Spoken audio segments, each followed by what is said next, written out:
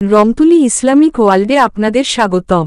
একদিন বনের রাজা সিংহ গাছের নিচে ঘুমাচ্ছিল। হঠাৎ একটা ছোট্ট ইঁদুর দৌড়ে গিয়ে সিংহের শরীরের ওপর উঠে লাফাতে থাকে। সিংহের হঠাৎ ঘুম ভেঙে যায়। ঘুম থেকে উঠে রাগে গর্জন করতে থাকে, কে আমাকে বিরক্ত করল?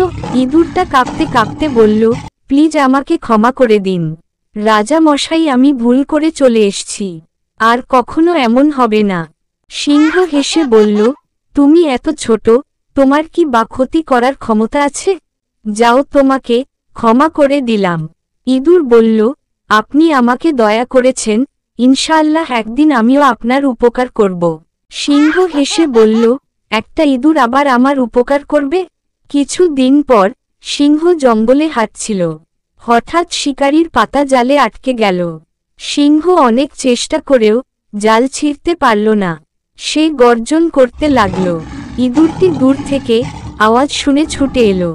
সে নিজের ছোট দাঁত দিয়ে জাল কাটতে লাগল। অনেক কষ্টে সে জাল কেটে ফেলল, আর সিংহ মুক্ত হয়ে গেল। সিংহ ইঁদুরকে শুকরিয়া জানালো।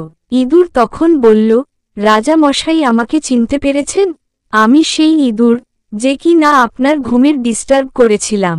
সিংহ বিস্মিত হয়ে বলল, তুমি সত্যিই আমার উপকার করলে।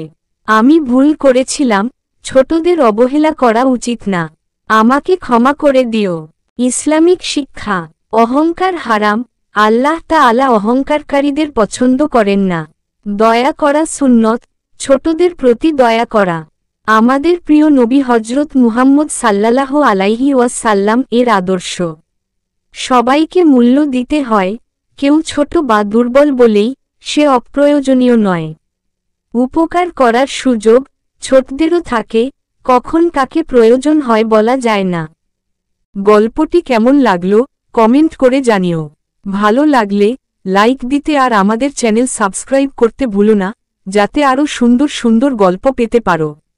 আল্লাহ হাফিজ।